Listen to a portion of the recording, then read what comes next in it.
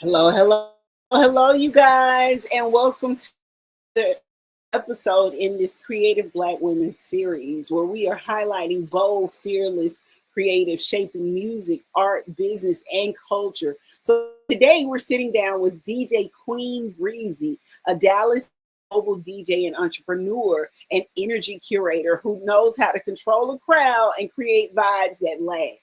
Her journey into DJing started with a simple moment of pushing a button at a lounge, but it turned into something much bigger.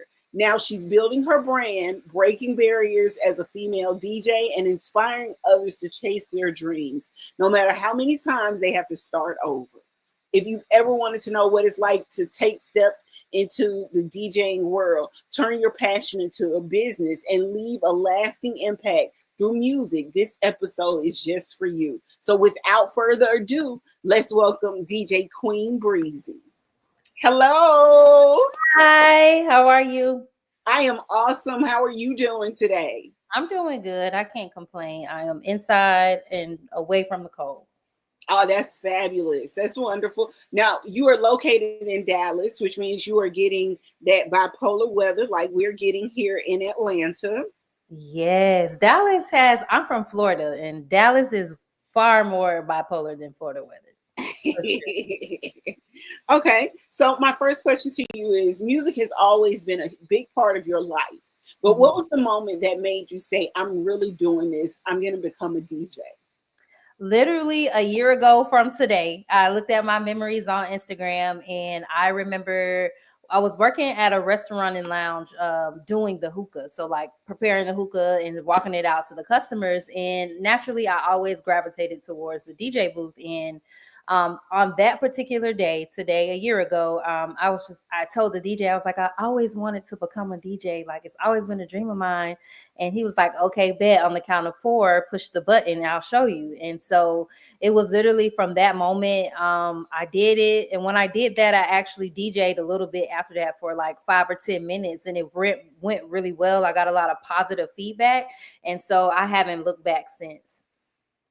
I love that. Now, you mentioned that you used to study DJs in college, analyze their transition, thinking about what you would do differently. How did that mindset prepare you for your own DJ career? Yes. It's so funny because now it's just like, oh my God, I remember being that girl in high school and college. And I was like, I bet people are like that now that I'm a DJ. But I don't know. I'm just when I was in college, we had DJs that were either our peers or that were just our main DJs that we were used to. And if another DJ came in, it would be noticeable that it wasn't our DJ, and it probably would be noticeable based off of the transition. If the transition was bad, it's just like, oh my God, that's terrible. Like they're changing the music too fast, or what type of transition was that? And so having that in mind as a DJ, it's actually a lot of pressure, and it makes my job very hard because it's just like I got to make sure this transition is smooth and seamless and that nobody knows the next song came on. I understand that because DJ not doing the right transitions can throw the entire party off Yes. completely. Now, your first DJ moment happened unexpectedly at a lounge while working as a hookah girl. Can you Mhm. take us back to that moment when you said when the DJ said push the button? Mm-hmm. Yeah, so I was up there and there was a certain song on, and he was like, well, if you want to do it, I'll show you, I'll teach you. He was just like counting down to four. He was like, always on the count of four. On the four, bring the song in on the one. And so when he did that, I was kind of shy. I wish I could show the video. I was very shy when that happened, but I worked well under pressure. And so with the pressure of people recording and it being a live audience, I like had no choice but to like rise to the occasion. And so shortly after that, I ended up playing like multiple songs for about 5 to 10 minutes. And Okay, now it felt like, oh my God, I know what I'm doing. Like this is what I should be doing. I can do this. yeah, now DJing isn't just about playing music. It's about reading the crowd. How do you set the right vibe at an event? Yeah, so it's a matter of the time, the day, and like who's in the audience. So if you're doing brunch, if I have an opening set, I know that it's about 12 or 1 o'clock. People are just getting into the building. It could be more of a older crowd, or if it's a younger crowd, it's still early and people aren't all the way ready to like turn up. So you just turn on good R&B music or music that feels good. It doesn't have to be like today's hit, but it could be music to get the people going, so you can get them in the groove. They feel like, oh, I'm having a good time. They're singing along. And then if it's a nighttime event, how do you open that event? How do you close that event? It's just a matter of who's in the room, what time it is, and what's the occasion. That's pretty much how I prepare my sets and read the room. Okay, now being a mobile DJ means you have to market yourself and book gigs. What's been your strategy for getting your name out there and growing your business? Social media, honestly. TikTok, I think I booked my first private gig off of TikTok, and that's just a matter of me taking videos of myself at the restaurant that I ended up working at. I ended up getting a residency there, and so recording content of my transitions and just recording content of me DJing or repurposing Ooh, videos that my friends record of me and uploading that onto social media. That tells people that, hey, I'm actually serious about this. I'm DJing, and now they're interested, and they're like, oh, I love that transition. I'm very strategic about using the word female DJ, because most women want to book female DJs, and it's not yeah, as many of us in the market that people are that see visible. And so the more I make myself visible and use that hashtag, the more bookings I get. I love that. Now, you mentioned that organizing your crates and setting the tempo is part of your pre-gig ritual. What Mhm. else do you do before stepping behind the decks to sort of make sure your set is always on point? I practice at home first, especially if it's a like my first time doing a gig, or if it's like a first time type of gig. So say for example, if it's my first time doing a wedding or my first time doing a baby shower, I practice at home first just to make sure I'm setting my cue points, just to make sure I like my playlist, and just to make sure that I'm actually building a vibe and creating a vibe or telling a story. And then I pray, because I'm always nervous before every gig, especially if it's the first time. I definitely pray to like calm my nerves. And but then once I get behind that booth and hit play, my nerves go away. I know that's right. Yeah. So, social media also plays a huge role in the industry today. How do you use platforms like Instagram, TikTok, and YouTube to connect with your audience and promote your work? So for TikTok, again, I like to do event recaps, or I like to do like a mashup, or like me live at my residency and upload those, and people see it and they engage, and I engage with people who comment on it and who support me.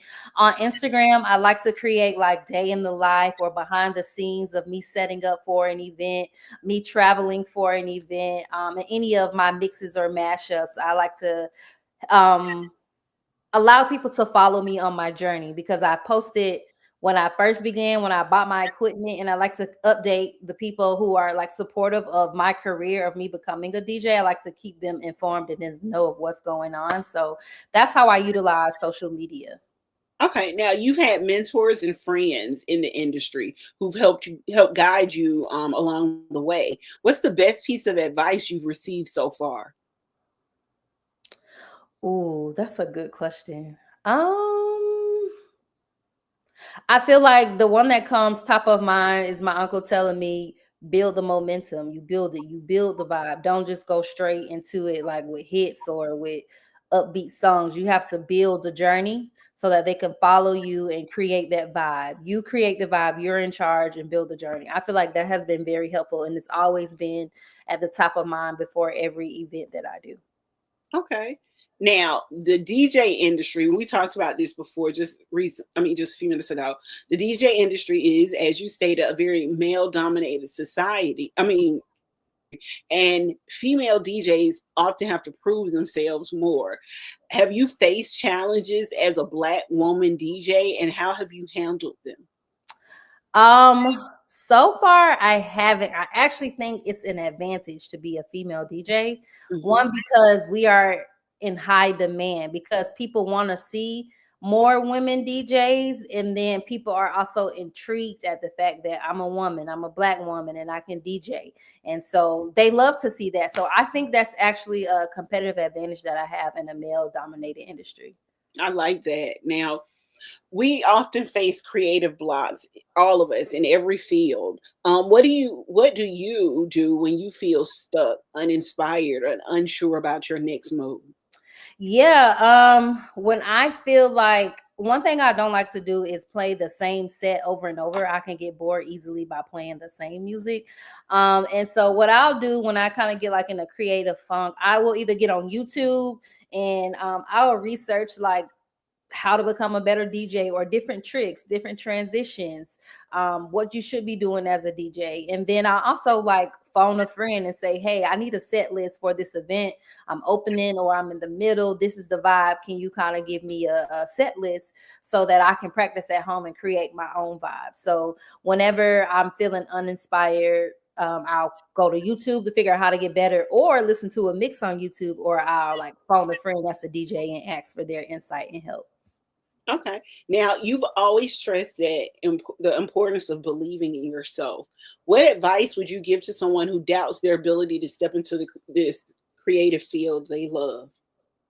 I would just say just go for it. Just do it and trust yourself because like me, like I'm the type of person I have to do a lot of research. I got to take Mhm. classes, buy ebooks, invest in a coach or a mentor, and I still won't execute sometimes because it's like, oh, it's not the right time or it has to be perfect. But what I've learned in those moments is to just trust myself and just literally do it. Put yourself out there, and a part of putting yourself out there is a form of accountability because it's like now that you said you're gonna do it, you got to do it. Are you gonna Gotta fail do it. yourself? Yeah, Are you gonna fail the people that you told? But most importantly, are you gonna fail yourself? If the answer is no, then you can literally ride that and be like, I put myself out there already. And when you have prepared yourself and when you trust yourself and you do it, all of the good things, everything that's supposed to happen for you will align, and you will be rewarded by being obedient and executing.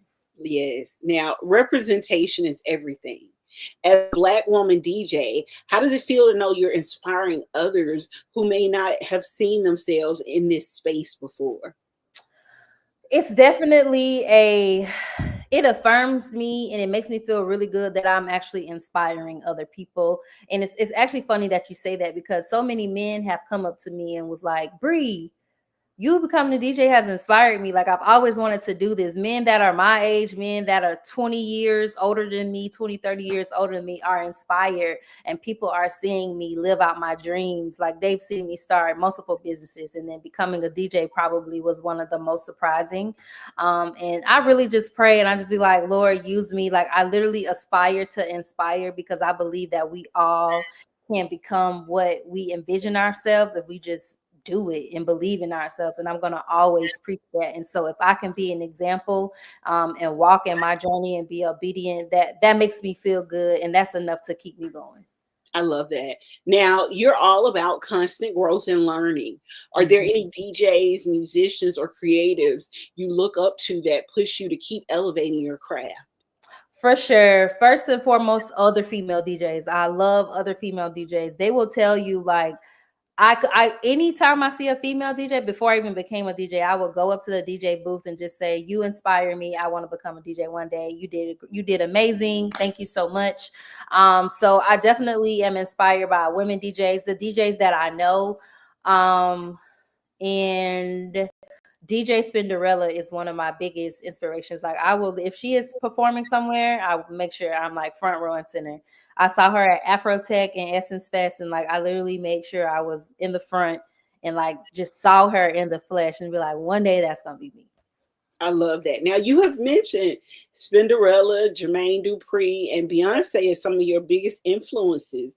What Mhm. have they taught you about music, business, and owning your own space? To always believe in yourself and literally you can do whatever you want to do. Like I watched Jermaine Dupri documentary recently and like interviews that he's done, and I've always been a fan of Jermaine Dupri because I love music and his music, he got hits for days. Mhm. And so seeing that, like now that I'm older and going back and watch what he Jermaine Dupri just believes in himself. Like he had crazy faith. It doesn't matter what he experienced, what he went through. He just never gave up. Beyonce's work ethic, out of this world. She's been relevant for over 25 years.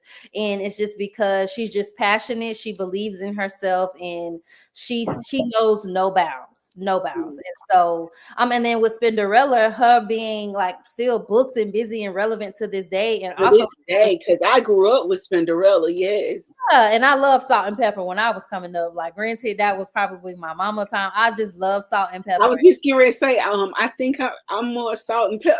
I love them. I really love Salt and Pepper. I don't know how. I just used to listen to all type of music when I was younger. And then with her being down the street from me, basically here in Yeah, Dallas, yeah. everything's just coming full circle. And so I hope to one day take a class with her because she does offer clinics, like one-on-one. Oh, that'd be cool to take a master class with her. I definitely want to. Okay, now when people look back on DJ Queen Breezy's legacy, what do Mhm. you want them to remember? Um, what do I want people to remember about me? I want people to know that if I did it, they can do it and they can do far more than what I did. That's just, I genuinely want, because the mind is half the battle, right? Mhm. And I feel like majority of people suffer or get stuck up here. And I just really want people to know that they can literally do anything they set their mind to. Anything. I love that. Now, what advice would you give to any Black female who wants to break into a male dominated industry and claim their spot at the table? I would say, if you have the passion and the interest, do your due diligence, do your research, do your homework, like take the necessary steps to learn the craft or the field, and then figure out what's your lowest hanging fruit. How can you insert yourself? Where can you start? Do your research, take classes if you need to, get a mentor if you need to, and just really study. And then once you, even if you don't feel prepared yet, do the research for it first, know what you're doing, know what the possibilities are, and then just step out there and do it. Literally just do it. And you can only learn from trying. You don't fail, you just learn, and then you just get better. And don't be afraid to invest in yourself. If it's costly, it's going to be worth it. You will see a return on your investment very soon. So never be afraid to invest in yourself. Okay, cool. I'm going to drop off the screen for a moment. And what Okay, I want you to do is to tell people where they can find you, your website, your social media, all of those things so that they can get in touch with you. gotcha. Okay, so on TikTok, I am at DJ Queen Breezy, like you see here on the screen. It's spelled just like that. On Instagram, I am at Bree N Watts. That's Bree, the letter N Watts, Watts. My website is www.djqueenbreezy.com, and that is coming very, very soon. But that is the URL for it, and I'll have my website to be available very soon. Okay, cool. Well, we will put it in the article and across the bottom of the screen. So when people watch this video back, they'll be able to find it for future references. Okay. Yes. All right. Awesome. Queen Breezy, DJ Queen Breezy, thank you so much for allowing us to highlight you on this episode of Featured Black Women. So we really appreciate So you much for having. showcasing yourself and your talent with us. Thank you so much. I really appreciate being on here. It was such a pleasure, and it's always a blessing. And we'll be in touch soon, hopefully. Absolutely. Listen, you guys, make sure you go check her out on her YouTube, her Instagram and her TikTok. Follow her, support her. Her website is coming. Do we have a date or an estimated date yet? I actually have a consultation after this with my graphic designer, so Okay. on that call. Okay, her website is coming soon. Okay, it's coming soon. So just be on the lookout for the things that she has coming up.